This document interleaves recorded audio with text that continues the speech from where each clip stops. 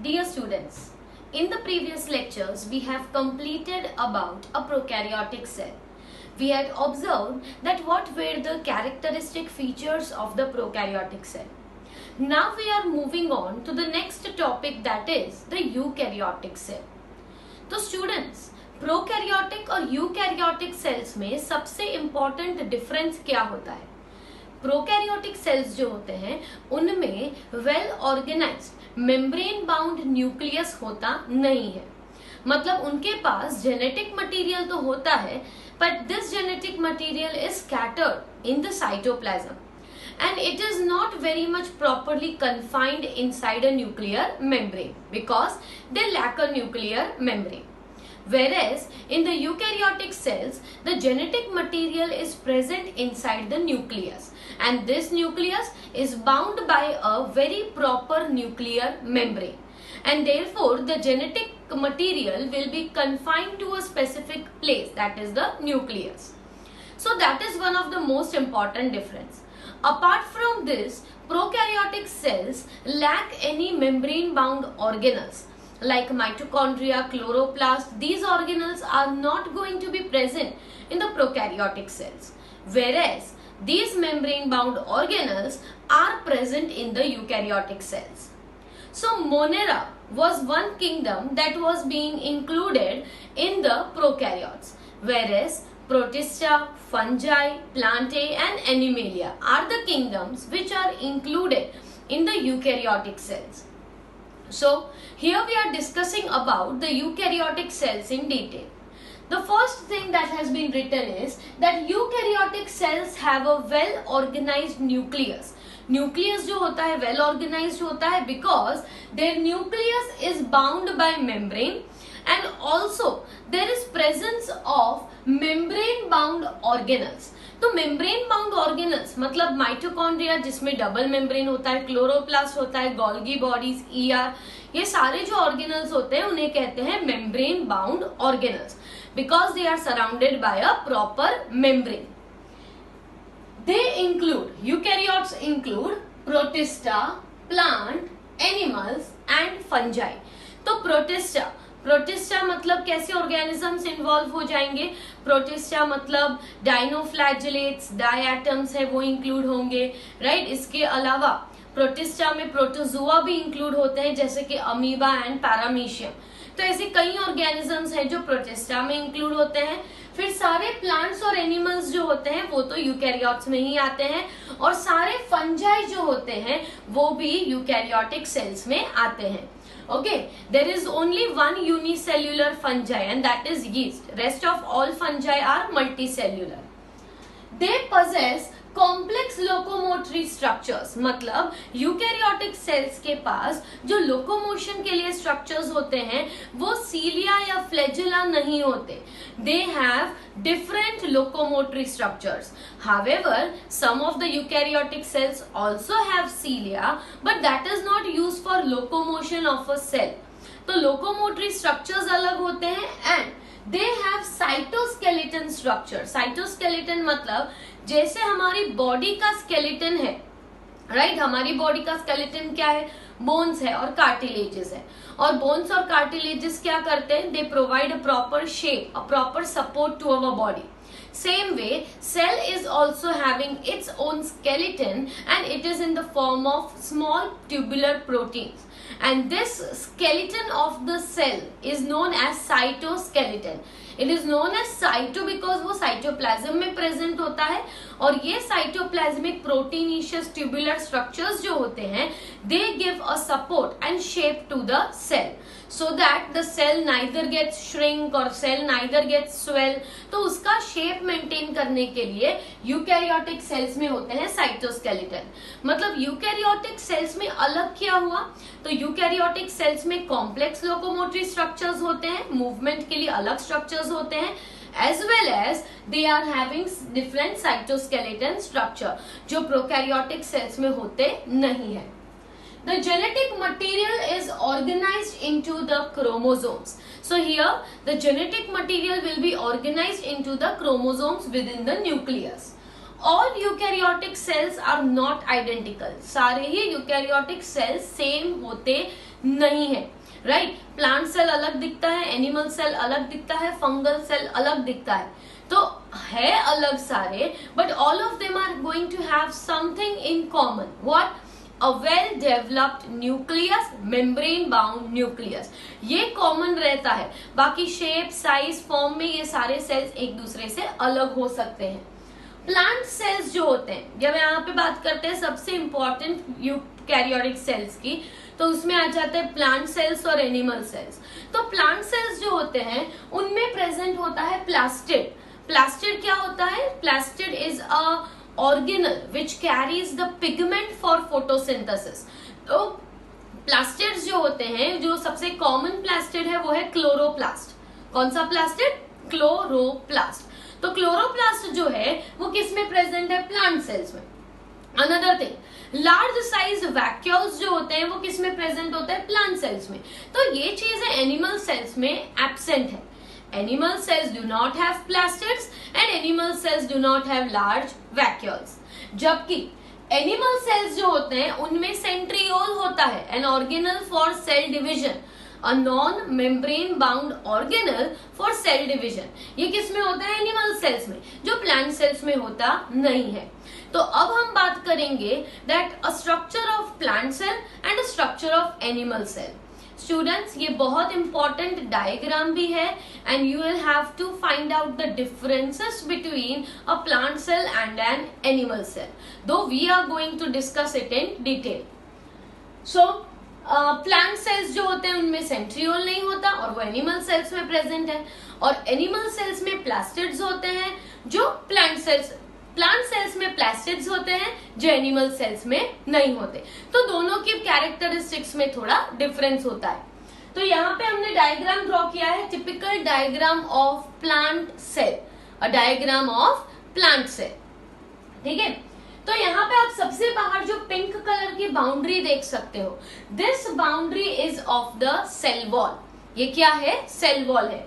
और यहाँ पे ही हमने दो बाउंड्रीज इसीलिए बनाई है because this is going to connect with the next cell, क्योंकि ये दो सेल के बीच का सेल वॉल है, राइट। तो दोनों जो सेल्स होंगे उनके बीच में ये सेल वॉल आएगा, मतलब यहाँ पे दूसरा सेल लोकेटेड होगा, यहाँ पे होगा। वैसे बहुत सारे प्लांट सेल साथ में होंगे इसीलिए। तो यहाँ पे सबसे बाहर जो है वो है सेल वॉल। सेल वॉल के बाद जब हम आ जाते हैं तो अंदर आपको एक ब्लू कलर की लाइन दिख रही है, and that line is known as the plasma membrane। जो ब्लू कलर की मेम्ब्रेन है that is a selectively permeable membrane and that selectively permeable membrane is the plasma membrane। After the plasma membrane, whatever matrix like material you can observe is the cytoplasm। मतलब ground substance जो है वो क्या है? पूरा cytoplasm। तो outside there will be cell wall, फिर आ जाएगा plasma membrane, and then after the whole region, this whole space that is the whole जिसमें सब ऑर्गेनल्स लोकेटेड है, that will be known as the cytoplasm. अब cytoplasm में क्या होता है? तो साइटोप्लाज्म में आप देख सकते हो कई सारे ऑर्गेनल्स हमने ड्रॉ किए हैं। तो सबसे पहले हम बात करते हैं, ये जो स्मॉल सर्कल्स हमने ड्रॉ किए हैं, these are the non membrane bound free ribosomes. These are free ribosomes. तो राइबोसोम्स एक ऐसा ऑर्गेनल हो गया जो प्रोकैरियोट्स में भी प्रेजेंट है और यूकैरियोट्स में भी प्रेजेंट है। तो यूकैरियोटिक राइबोसोम्स भी दो तरह के होंगे, फ्री राइबोसोम्स और फिक्स्ड राइबोसोम्स। यहाँ पे हमने जो ड्रॉ किया है वो है फ्री राइबोसोम। फिर next structure which you can see is a large structure in the centre of the cell and this structure is known as the nucleus। it is known as the nucleus। तो ये जो पूरा structure है वो है nucleus, और nucleus के अंदर जो आप देख सकते हो a coiled structure which is observed is known as nucleolus। it is known as nucleolus। so the whole structure is called nucleus and inside it what you can see coiled structure is known as the nucleolus। ठीक है। इसके अलावा यहाँ पे जो भी जगह है वहां पे प्रेजेंट होगा genetic material that is the DNA, क्योंकि न्यूक्लियस के अंदर होता है डीएनए। न्यूक्लियस के बाहर आप देख सकते हो ये एक मेम्ब्रेन टाइप बनाया हुआ है, and that membrane will be known as nuclear membrane. It is known as nuclear membrane. तो यहाँ पे आप न्यूक्लियर मेम्ब्रेन देख सकते हो, मतलब वेल मेम्ब्रेन बाउंड न्यूक्लियस है. फिर आप देख सकते हो ब्लू कलर के लार्ज गैप लाइक स्ट्रक्चर्स दिख रहे हैं, और ये गैप लाइक स्ट्रक्चर्स जो होते हैं वो होते हैं वैक्यूल्स. जो प्लांट सेल्स होते हैं इसमें ये वैक्यूल्स बहुत ही प्रोमिनेंट होते हैं. वैक्यूल्स क्या करते हैं, तो प्लांट सेल्स में सेल वॉल होने की वजह से जो वेस्ट होता है वो डायरेक्टली सेल से बाहर ट्रांसपोर्ट कर सकता नहीं है. तो कई बार क्या करते हैं कि अपना जो भी वेस्ट है या तो फिर जो भी एडिशनल फूड मटेरियल बना के रखा है उस फूड मटेरियल को स्टोर कर दिया जाता है वैक्यूल्स के अंदर. जब सेल यंग होता है तो ये वैक्यूल्स के साइज बहुत ही छोटे होते हैं, but with the growth and with the time that is taken by a plant cell ये जो वैक्यूल्स होते हैं वो साइज में बड़े होते जाते हैं. जो सबसे पुराने प्लांट सेल्स होते हैं उसमें तो ये वैक्यूल्स इतने बड़े हो जाते हैं कि जो न्यूक्लियस होता है that gets to the side, मतलब पेरिफेरी में आ जाता है nucleus, and the major place of the cell is occupied by the vacuole. तो वैक्यूल का जो मेम्ब्रेन है उसे कहते हैं tonoplast. The semi permeable membrane surrounding the vacuole is known as the tonoplast. और वैक्यूल के अंदर जो भी फूड मटेरियल है, वाटर है और जो भी सारी चीजें हैं the collectively form cell sap. Cell sap मतलब वैक्यूल के अंदर जो भी मटेरियल है उसे कहते हैं सेल सैप. दूसरी आप चीज यहाँ पे देख सकते हो that there is an organelle called mitochondria. तो प्लांट सेल्स में माइटोकॉन्ड्रिया प्रेजेंट होता है, और माइटोकॉन्ड्रिया का फंक्शन क्या है, it is known to be the power house of the cell. Okay, फिर आ जाता है नेक्स्ट स्ट्रक्चर जो आप थिन प्रोटीनिशियस फिलामेंट्स, मतलब थिन व्हाइट कलर के ट्यूब्यूल्स जो आप देख सकते हो वो है माइक्रोट्यूब्यूल्स. ये माइक्रोट्यूब्यूल्स जो है वो किसका कंपोनेंट है, cytoskeleton. They are a part of cytoskeleton. तो यहाँ पे आ जाते हैं माइक्रोट्यूब्यूल्स जिनका फंक्शन है to give the shape, to give the support to the whole plant cell. फिर आगे बढ़ते हैं तो यहाँ पे हमने एक ऑर्गेनल ड्रॉ किया हुआ है और वो ऑर्गेनल है क्लोरोप्लास्ट. तो chloroplast is an organelle which will be having the pigment called chlorophyll and it will be performing the process of photosynthesis. इसके अलावा आप देख सकते हो एक ट्यूबुलर स्ट्रक्चर जो है मेम्ब्रेन बाउंड, जो न्यूक्लियस से लेके प्लाज्मा मेम्ब्रेन तक एक्सटेंड हो रहा है, और ये स्ट्रक्चर को हम कहेंगे एंडोप्लाज्मिक रेटिकुलम. एंडोप्लाज्मिक रेटिकुलम जो होता है वो दोनों होता है स्मूथ एंडोप्लाज्मिक रेटिकुलम और रफ एंडोप्लाज्मिक रेटिकुलम. स्मूथ मतलब जिनके सरफेस पे राइबोसोम्स नहीं होते उन्हें स्मूथ कहा जाता है, और जिनके सरफेस पे यहाँ पे हमने ड्रॉ किए हुए हैं राइबोसोम्स, तो जिनके सरफेस पे राइबोसोम्स होते हैं उन्हें कहा जाता है रफ एंडोप्लाज्मिक रेटिकुलम. तो स्मूथ और रफ एंडोप्लाज्मिक रेटिकुलम होता है, और ये जो राइबोसोम्स इस पे अटैच्ड है मतलब उन्हें कहेंगे हम फिक्स्ड राइबोसोम्स. तो यहाँ पे स्टूडेंट्स हमने फ्री राइबोसोम्स भी ड्रॉ किए थे और यहाँ पे फिक्स्ड राइबोसोम्स भी हमने ड्रॉ किए हुए हैं.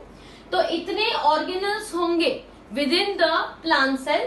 तो आप देख सकते हो, हाँ यहाँ पे गोल्गी कॉम्प्लेक्स ड्रॉ किया हुआ है. गोल्गी कॉम्प्लेक्स जो होता है it is responsible for synthesis of glycolipids and glycoproteins. तो ये हम बात करेंगे आगे कि एक्चुअली उसका फंक्शन क्या होता है और कैसे होता है. तो स्टूडेंट्स अब हम एक डायग्राम देख लेते हैं of the animal cell also, and then after you will be comparing what are the differences between plant cell and the animal cell. So students, we have discussed about the structure of the plant cell. We have discussed about eukaryotic cells, that eukaryotic cells include plant cell, animal cell, protista and fungi. We said that the plant cells and animal cells are different from each other. There are various components which are present in a plant cell that are absent in the animal cell. For example, plastids and large-sized vacuoles is a characteristic of plant cell, whereas presence of the structures like centriole is a characteristic of animal cell and not of the plant cell. Moreover, in the plant cell we have drawn two layers outside, that is we have drawn cell wall and within it was the cell membrane. Whereas here you can look in the diagram of the animal cell, we have only one membrane that is surrounding the animal cell, and that is the cell membrane.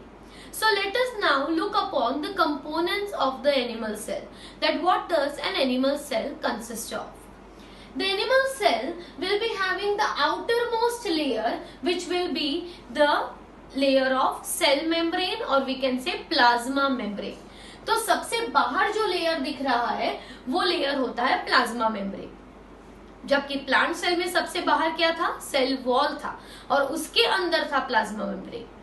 Another thing is that this animal cell remains in the contact of the neighboring animal cell. मतलब दो animal cells जो होते हैं वो भी एक दूसरे के पास रहते हैं through the presence of different types of junctions. ये जंक्शंस के बारे में हम आगे डिटेल में डिस्कस करेंगे, that there are different types of junctions like gap junctions, tight junctions, desmosomes. ये अलग अलग स्ट्रक्चर्स होते हैं जो एक एनिमल सेल को कनेक्ट करते हैं with the another animal cell. जबकि प्लांट सेल्स में जो होते हैं there are different structures which connect to different plant cells. तो हम ये बारे में भी बात करेंगे आगे. अब एनिमल सेल्स में आप देख सकते हो कि प्लाज्मा मेम्ब्रेन के बाद जो पूरा मैट्रिक्स टाइप रीजन है, जो ग्राउंड सब्सटेंस है, वो होगा साइटोप्लाज्म. तो पूरा ही ये जो प्लाज्मा मेम्ब्रेन के अंदर जितना भी कंपोनेंट दिख रहा है वो सारे कंपोनेंट प्रेजेंट किसमें होंगे, साइटोप्लाज्म में. So there will be presence of the cytoplasm. फिर आप देख सकते हो कि यहाँ पे हमने ड्रॉ किए हैं थोड़े छोटे dot like structures. These are our very minute free ribosomes. So that are the free ribosomes. बाकी की आप जो भी जगह देख रहे हो that is what, that is your cytoplasm. फिर आप देख सकते हो that there is a centrally located nucleus. यहाँ पे आपको न्यूक्लियस देखने को मिल रहा है और वो न्यूक्लियस जो है it is bound by a nuclear membrane. मतलब न्यूक्लियस के सराउंडिंग क्या है, न्यूक्लियर मेम्ब्रेन है. जस्ट लाइक प्लांट सेल्स यहाँ पे भी क्या प्रेजेंट होता है, न्यूक्लियोलस प्रेजेंट होता है. तो न्यूक्लियोलस जो है वो स्पेसिफिक आरएनए बनाने के लिए रिस्पॉन्सिबल होता है. वो हम बाद में देखेंगे कि क्या बनता है न्यूक्लियोलस में. फिर आप देख सकते हो अंदर जो है ये पूरा जेनेटिक मटेरियल होगा, दैट इज योर क्रोमोसोम्स. मतलब आप डीएनए कह सकते हो, तो वो प्रेजेंट होगा यहाँ पे. आप देख सकते हो कि यहाँ पे थोड़ी थोड़ी जगह पे गैप्स लीव हो गए हैं और वो जो गैप्स हैं उन्हें कहते हैं न्यूक्लियर पोर्स, कहते हैं न्यूक्लियर पोर्स. और ये जो न्यूक्लियर पोर्स होते हैं वो कनेक्ट करते हैं the nucleoplasm with the cytoplasm. Nucleoplasm मतलब क्या, जैसे सेल का साइटोप्लाज्म होता है, न्यूक्लियस के अंदर होता है न्यूक्लियोप्लाज्म. तो न्यूक्लियोप्लाज्म और साइटोप्लाज्म में अगर कोई चीज ट्रांसपोर्ट करनी है, राइट, कोई बने हुए प्रोटीन बाहर ट्रांसपोर्ट करने हैं या तो फिर एमआरएनए को ट्रांसपोर्ट करना है फ्रॉम न्यूक्लियस टू साइटोप्लाज्म, तो वो ट्रांसपोर्ट होता है थ्रू दिस न्यूक्लियर पोर्स. फिर आप देख सकते हो कि न्यूक्लियस से ही कनेक्टेड हमने ड्रॉ किए हैं थोड़े ट्यूब्यूलर स्ट्रक्चर्स. और ये जो ट्यूबुलर स्ट्रक्चर्स हैं इन्हें हम कहेंगे एंडोप्लाज्मिक रेटिकुलम. क्या कहेंगे, endoplasmic reticulum. As you can see कि ये जो एंडोप्लाज्मिक रेटिकुलम है उसके सरफेस पे हमने राइबोसोम्स ड्रॉ किए हुए हैं, इसीलिए ये जो होंगे वो होंगे फिक्स्ड राइबोसोम्स के साथ रफ एंडोप्लाज्मिक रेटिकुलम.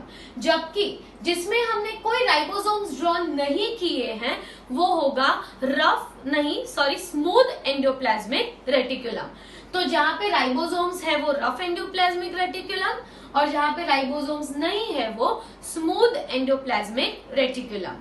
फिर हम आगे बढ़ते हैं टू द नेक्स्ट ऑर्गेनल, जो ये ग्रीन कलर के ट्यूबुलर स्ट्रक्चर्स हैं जिसके एंड्स हमने ऐसे बल्जिंग ड्रॉ किए हुए हैं. ये ऑर्गेनल को कहा जाता है गोल्गी कॉम्प्लेक्स या गोल्गी एपरेटस. ये गोल्गी कॉम्प्लेक्स में से ही रिलीज होते हैं छोटे छोटे वेसिकल्स, और ये वेसिकल्स जो होते हैं इनमें से ऐसे vesicles which are filled up with large number of enzymes, such vesicles are known as lysosomes. तो लाइसोसोम्स जो है वो एनिमल सेल का एक बहुत ही इंपॉर्टेंट ऑर्गेनल है. तो आप देख सकते हो कि गोल्गी कॉम्प्लेक्स में से ही सेपरेट हुए ये छोटे से वेसिकल्स जो हैं they are enzyme containing vesicles और उन्हें हम कहते हैं लाइसोसोम्स. फिर आप यहाँ पे हमने एक ड्रॉ किया हुआ है, एक सेपरेटेड एक एंडोप्लाज्मिक रेटिकुलम ड्रॉ किया हुआ है और वो है rough endoplasmic reticulum. Animal cells में छोटे छोटे माइक्रो बॉडीज भी होते हैं और उसमें से एक एग्जाम्पल हमने ड्रॉ किया है पेरोक्सीजोम।